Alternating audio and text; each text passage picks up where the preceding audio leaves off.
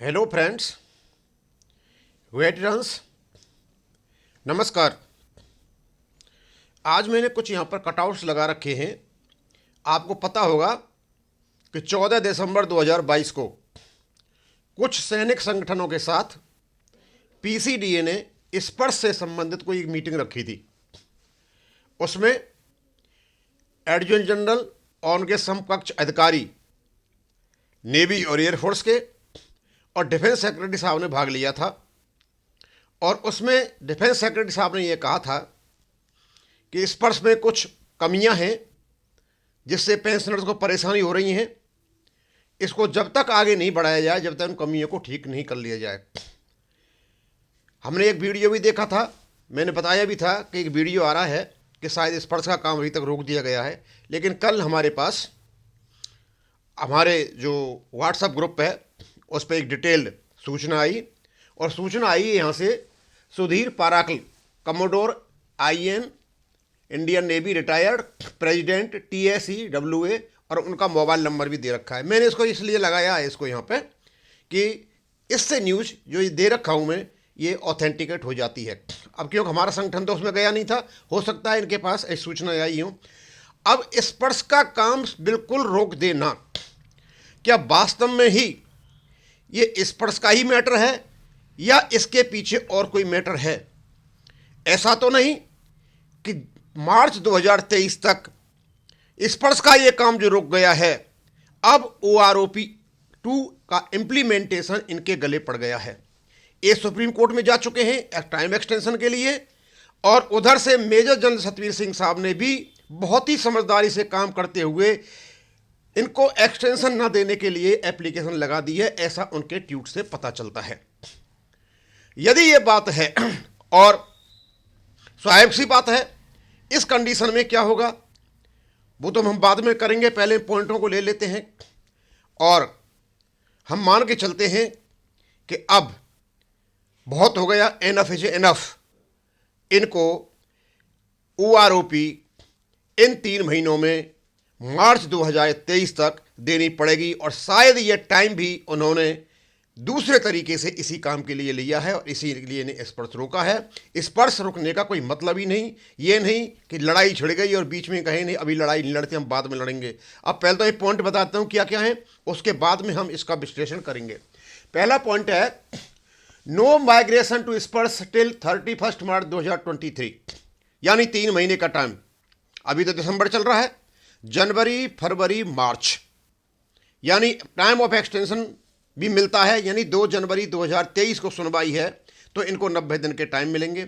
90 दिन के टाइम में इन्हें पूरा काम करना है, यानी इनको बेसिक पे रिवाइज करनी है और एरियर भी देने हैं, तो इसके लिए टाइम चाहिए। PCDAP Allahabad has informed that 19.80 lakh pensioners have been migrated on Sparsh platform as on date. जिस डेट की ये बात कर रहे हैं, हो सकता है ये 14 फरवरी की मीटिंग हुई थी, उस समय तक 19,80,000 पेंशनर जा चुके हैं वहाँ, जिसमें डिफेंस सिविलियंस भी हैं। They have acknowledged that there are a number of glitches in the software which have to be resolve, और उन्होंने माना है कि हाँ सॉफ्टवेयर में काफ़ी कमियां हैं, उनको दूर करना है। अब ये कमियों का बहाना लेकर के ये टाइम ले रहे हैं OROP के लिए। A decision has been taken not to migrate any more pensioners to Sparsh till end of March 2023 और till all the glitches are resolved which is earlier। मार्च 2023 तक तो इनको कुछ करना ही नहीं है। जब तक ये सारी पूरी की पूरी समस्या खत्म नहीं हो जाती है तो तब तक इसको होल्ड पर रख दिया गया है। All the glitches reported or seen are being rectified by the software developer TCS। TCS ने इसको सॉफ्टवेयर को डेवलप किया था और वही इन सब चीज़ों को देख रहा है। All corrections in the PPOs and other data will be taken up only when the system is fully stabilized। और दूसरे जो करेक्शंस वगैरह होंगे वो तभी होंगे जब पूर्ण रूपेण ये सॉफ्टवेयर जो स्पर्श का है ये सही हो जाएगा, स्थिर हो जाएगा, स्टेबलाइज हो जाएगा। No request for correction of any data in Sparsh will be attended till end March 23, और मार्च 23 तक कोई भी ना करेक्शन होगा और ना कोई अमेंडमेंट के लिए रिक्वेस्ट ली जाएगी। आप समझ सकते हो इसका क्या कहने का मतलब है। No pension of any pattern will be stop due to, और इसके कारण किसी भी पेंशनर की पेंशन नहीं रुकेगी।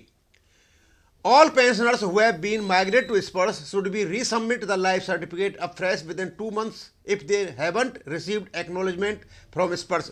यदि स्पर्श से उन्हें एक्नॉलेजमेंट नहीं मिला है लाइफ सर्टिफिकेट का तो उन्हें पुनः जाकर के अपना लाइफ सर्टिफिकेट देना है, और वो भी लीगेसी सिस्टम से यानी बैंकों से। All other who aren't yet migrated should submit the annual life certificate immediately through the existing legacy system or process if not already done। They should once again submit life certificate soon after they are migrated to Spurs। As of now, problems with the bank, CPPC और record office are not to be send to PCDA। और किसी प्रकार की problem यदि bank की है, CPPC की है या रिकॉर्ड ऑफिस की है, PCDA को नहीं भेजना है। फिर PCDA करेगा क्या? Cases pending with PCDA pertaining to issue of PPOs by PCA will also be given priority। और जो PPO पड़े हैं PCA के उसको प्रायोरिटी होगी। और इन्होंने जो प्रेसिडेंट है TICW के, इन्होंने एक बात और लिखी थी कि यदि आपकी प्रॉब्लम है तो वो इनके पास भेजें। अब मुझे पता नहीं ये अपनी प्रॉब्लम सभी की 34 लाख जो पेंशनर अपने पास कैसे मंगा रहे हैं, क्योंकि ये तो पासवर्ड और जो यूजर आईडी है उससे स्पेसिफिक है, हम ही कर पाएंगे उसको, ये तो कर नहीं पाएंगे। हो सकता है अपनी पब्लिसिटी के लिए उन्होंने ऐसा कुछ लिखा हो, लेकिन ये जो बातें यहाँ पे आई हैं सारी की सारी अभी मार्च 2023 तक आपको घबराने की जरूरत नहीं है। मार्च 2023 तक स्पर्श को होल्ड पर रख दिया गया है। आपको कोई करेक्शंस वहाँ नहीं भेजना है। जो करेक्शंस आपने ऑलरेडी भेजे हुए हैं या जो भी आपका जो डेमोग्राफिक वैलिडेशन नहीं हुआ है वो उसको देखेंगे। अब हम इस चीज़ का विश्लेषण करते हैं। अब हम दूसरी साइड में आते हैं। पहला साइड तो यह है कि अचानक ऐसा क्या हो गया कि 3 महीने के लिए इन्होंने स्पर्श को बंद कर दिया। पहले तो ये दिसंबर 2022 तक सारे के सारे पेंशनर्स को स्पर्श में ले जा रहे थे। ये स्वाभाविक है क्योंकि OROP2 का इम्प्लीमेंटेशन जो होना है उसके लिए कम से कम इनको 3 महीने का समय चाहिए। और हम ये मान करके चलते हैं कि इन्होंने 14/12/2022 को जो मीटिंग ली थी वो केवल ली तो इसलिए थी कि स्पर्श में कुछ कमियां हैं और उसके कुछ कमियों के बारे में बताएंगे, समाधान करेंगे, लेकिन उसका सीधा सीधा अर्थ यह है कि ये टाइम लेने का टाइम है 2023 तक। अब क्यों है? भारत सरकार टाइम ऑफ एक्सटेंशन के लिए गई। अब क्योंकि टाइम एक्सटेंशन पहले 2 बार मिल चुका है और तीसरी बार भी इनको मिल जाता, लेकिन इस बार बहुत ही समझदारीपूर्ण काम उठाते हुए, कदम उठाते हुए मेजर जनरल सतवीर सिंह साहब ने अपना ट्वीट करके बताया है कि इन्होंने भी अपनी एक याचिका डाल दी है कि भारत सरकार को कोई भी टाइम नहीं दिया जाए। और ये पेच फंस गया। शायद सरकार ये सोच रही थी कि ये कंटेम्प्ट ऑफ कोर्ट के लिए जाएंगे, कंटेम्प्ट ऑफ कोर्ट के एक नया मुकदमा चलेगा और टाइम खिंच जाएगा। उन्होंने समझदारी दिखाते हुए, हो सकता है कानूनी राय लेते हुए, उन्होंने कंटेम्प्ट ऑफ कोर्ट नहीं गए, उसके लिए वो बाद में जाएंगे। पहले इनकी जो मूव है टाइम एक्सटेंड बढ़ाने की उसको ही रोक दिया है। अब क्योंकि भारत सरकार का टाइम एक्सटेंशन का मांगना और इधर से इधर पिटीशनर्स का रोकना, ये दोनों को दोनों भारत सरकार के गले की फांस बन गए हैं। अब देखते हैं माननीय सुप्रीम कोर्ट क्या करते हैं कि ऐसा तो है नहीं कि भारत सरकार का ही पक्ष लेंगे, ये पक्ष हमारा भी लेंगे। और मुझे लगता है कि अब इनके पास बस एनफ इज एनफ, बहुत हो चुका। अब इनको मार्च 2023 तक OROP का निपटारा करना पड़ेगा। इनके पास कोई विकल्प नहीं है, क्योंकि यदि ये कंटेम्प्ट ऑफ कोर्ट में चले जाते हैं तो हो सकता है, हमने जैसे वकीलों से पूछा था, कंटेम्प्ट ऑफ कोर्ट एक नया मुकदमा शुरू हो जाता है और ये लम्बा खिंच जाता है। तो बहुत अच्छा किया, कंटेम्प्ट कोर्ट तो पड़ा हुआ, खुला पड़ा हुआ है, कभी चले जाना, देयर इज नो प्रॉब्लम। लेकिन इस बार जो मूव इन्होंने पटकनी दी है सरकार को, बहुत अच्छी पटकनी दी है, क्योंकि याचिका डाल करके कोई समय नहीं दिया जाए।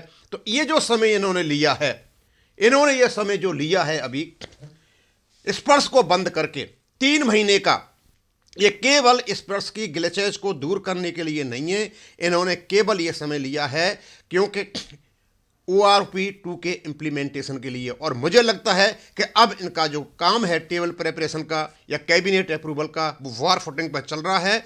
और जैसे ही कोर्ट से इनको टाइम मिलता है, विद इन 1 मंथ और इवन 20-25 दिन के बाद ही इनको टेबल निकालने पड़ेंगे, उसका सर्कुलर आएगा, उसके बाद जो काम है सारा होगा। इनको पता है कि अभी तक इनके 19,80,000 लोग गए हुए हैं, जिनमें 3.5 लाख के आसपास डिफेंस सिविलियंस हैं, उन पर OROP लागू नहीं होती है।